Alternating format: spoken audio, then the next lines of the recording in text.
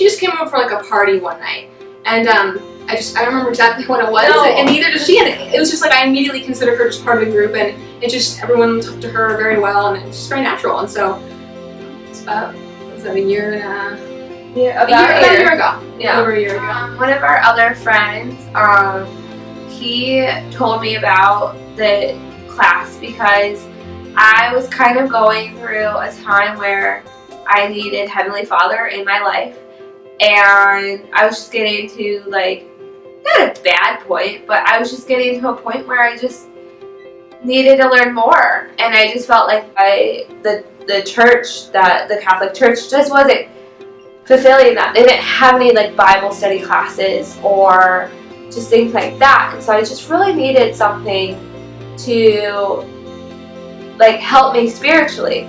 And so he told me about the New Testament class. He's like, it's New Testament, it's Bible, don't worry, they're not going to try to like convert you or anything, like just go to this class, learn something. And so I started going, and it was amazing, like just the welcoming feel I felt like every week just was amazing. And the husband and wife that taught it, they were just such opening arms, and they, I was always very quiet, at the beginning, and I sometimes just did not understand like what they were talking about because they always referenced it back to the Book of Mormon, and I just felt, more of me learning. So like I told my parents, like I am going because I just want to learn more about the New Testament, and they were like, okay, perfect, go, whatever, and I'm like, it's at the Mormon church. They're like,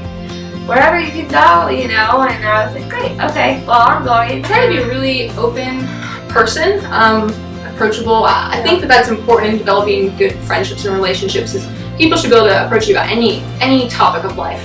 And I think that when you have that with somebody, naturally your religion will come up, And that's what it was. We just started talking about a lot of different things, and then suddenly the questions about, the church came up, and I'm very open about where I've come from and the experiences I've been through, and I think that really helped. And you were really open as well, and so we were able to just get into some really good discussions, really get in deep. So. Yeah. And then Kelsey finally gave me her mom's number. So when I really was in the summer, and I was really there was just some questions I had, and Kelsey's like, okay, just, here's my mom, use her as much as you want. And so I just started emailing Kelsey's mom, she's been there once a day, and asking her so many silly questions, or calling your mom, or doing whatever. And I mean, her mom was so helpful through the whole thing, because she had been there, and she'd done it, and she knew, especially with her family, because Kelsey's mom is Italian, so and Catholic, and I'm like, great, perfect, exactly. Thank you. You know how to approach my parents and how my family about me converting and stuff like that. So Kelsey's mom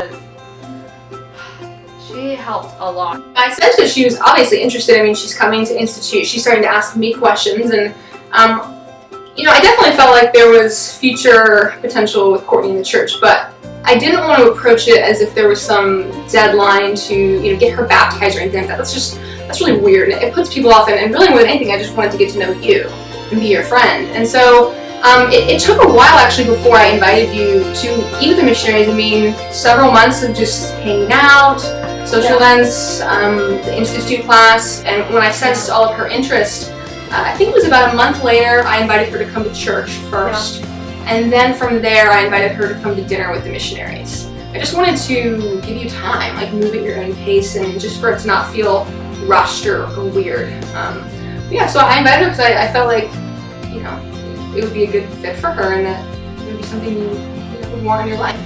So I invited her and then another friend and then the missionaries over, just so it wasn't like an ambush in the first discussion. It's just a dinner, get to know each other, talk, have a good time, share a thought at the end, no pressure kind of thing. And it was great because Kelsey hates cooking and Courtney loves cooking, and so Kelsey was like, okay, so I'm thinking fish and rice, and I was like, okay, well, here's what we can do. So it worked out well. Let's see, I think what I got actually probably what I got the most nervous about was inviting you to church for the first time.